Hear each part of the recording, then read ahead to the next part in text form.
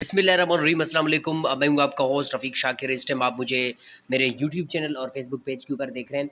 तो आज की वीडियो बेसिकली जेवीटी और ईएसटी दोनों के लिए इंपॉर्टेंट है, क्योंकि ये जो हमारे पास एमसीक्यूज़ हैं, ये एनटीएस में आने वाले एमसीक्यूज़ हैं। अगर आपने एनटीएस का टेस्ट दिया हुआ है, अगर आपने जनरल साइंस के एनटीएस पोर्शन आपने हल किया हुआ है, तो वहाँ पे किस तरह के क्वेश्चन पूछे जाते हैं, क्योंकि जितने भी टेस्टिंग सर्विसेज होते हैं वो एक दूसरे के साथ कोरिलेट होते हैं। उनके जो एमसीक्यूज़ हैं वो उनके टेस्ट में आते हैं, उनके एमसीक्यूज़ उनके टेस्ट में आते हैं। ये एक कोरिलेशन का इनका एक प्रोसेस होता है कि वो एक दूसरे के जो एमसीक्यूज़ हैं वो एक दूसरे के टेस्ट में आते रहते हैं। ठीक है, तो आज की वीडियो आप मिस नहीं करना, क्योंकि आज की वीडियो में एक एक एमसीक्यूज़ मैं आपको बताऊंगा, वो इंपॉर्टेंट है। एनटीएस के टेस्ट में बेसिकली इस तरह के एमसीक्यूज़ आते रहते हैं। तो आप कोशिश करें कि जो 15-20 एमसीक्यूज़ है इसको आप देखें। हो सकता है यहाँ से कोई एमसीक्यूज़ आ जाए और आपके टेस्ट के लिए जो है ना, आपके लिए ईजी हो जाए। ठीक है, सबसे पहला एमसीक्यूज़ हमारे पास है, how many chambers in human heart. बहुत सिंपल सवाल है, ये काफ़ी बार रिपीट हो चुका है। भाई, ह्यूमन हार्ट के कितने चैम्बर्स हैं? 4 चैम्बर्स हैं। ठीक है, हमारे पास है, digestion of food is completed. जो हम खुराक खाते हैं वो हमारा जो पूरा डाइजेस्टिव सिस्टम है, जब हम खुराक खाते हैं वो हज़म कहाँ पे होता है? स्मॉल इंटेस्टाइन में होता है, लार्ज में होता है, स्टोमक में या लीवर में। आप याद रखें, आप जब खुराक खाते हैं तो ब्रेकडाउन होने के बाद आपका जो डाइजेशन का कंप्लीट प्रोसेस है वो स्मॉल इंटेस्टाइन है। ठीक है, इसका राइट ऑप्शन हमारे पास स्मॉल इंटेस्टाइन है। उसके बाद हमारे पास है, विटामिन के रेगुलेट्स। क्या विटामिन के जो है हमारे पास, वो नर्वस सिस्टम को रेगुलेट करता है? क्या ब्लड क्लोटिंग को रेगुलेट करता है, या बोथ को रेगुलेट करता है, या नॉन ऑफ दीज? पहले भी मैं ये एमसीक्यूज रिपीट कर चुका हूँ। आपका जो विटामिन के है ये रेगुलेट करता है आपके ब्लड क्लोटिंग को। याद रखें, ये वो वाहिद विटामिन है जो आपके ब्लड क्लोटिंग को, जब आपको कोई ज़ख़म लगता है आप, तो आपको क्या करना चाहिए, अगर आपके बॉडी में आप विटामिन के ज़्यादा है या विटामिन के की क्वांटिटी ज़बरदस्त है, तो आपकी जो ब्लड क्लोटिंग है वो बेहतर रहेगी। ठीक है, तो इसका राइट ऑप्शन हमारे पास क्या है, विटामिन के का, तो ब्लड क्लोटिंग। ठीक है, उसके बाद हमारे पास है, डेंसिटी ऑफ वाटर। ये मोस्ट इंपॉर्टेंट सवाल है, इसको आप देखें, इसको रट्टा लगाएं, चाहे अपनी माइंड में बिठा दें, जैसे कर लें, इसको आप याद रखें। डेंसिटी ऑफ वाटर 1 ग्राम है। ठीक है, इसका राइट ऑप्शन 1 ग्राम वाला है। उसके बाद हमारे पास है, the pH value of pure water is. याद रखें, पीएच है प्योर वाटर का, वो 7 है। ठीक है, 7 पीएच है इसका।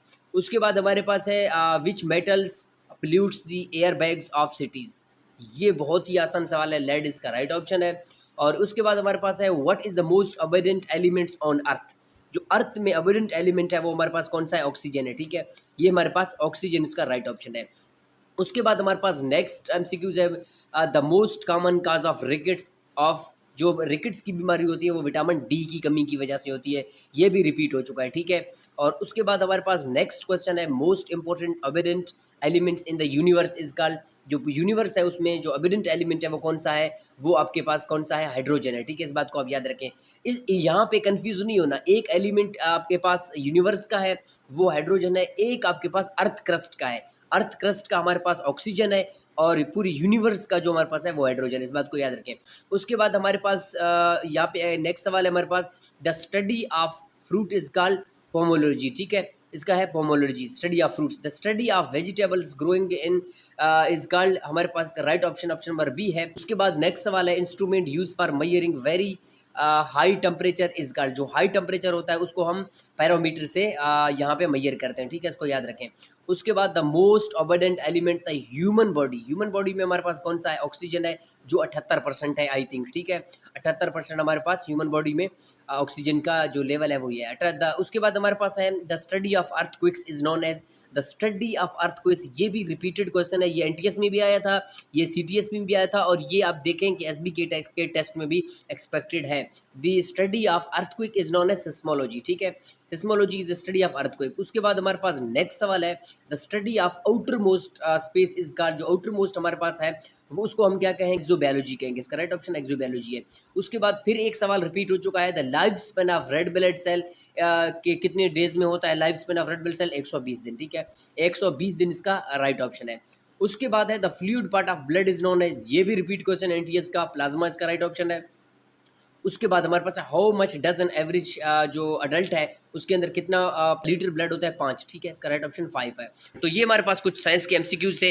तो कोशिश करें आप डेली प्रैक्टिस भी किया करें, और अपने जो साइंस की तैयारी है, जनरल साइंस याद रखें, जनरल साइंस और पेडागोजी आपके पास वो वाहिद आपके पास एरियाज हैं जेवीटी और ईएसटी के लिए, जो आपके टेस्ट में आपके लिए हेल्पफुल साबित हो सकते हैं और आपके टेस्ट को पास करने में मददगार साबित हो सकते हैं। मिलते हैं किसी नेक्स्ट वीडियो में, तब तक के लिए अल्लाह हाफिज़।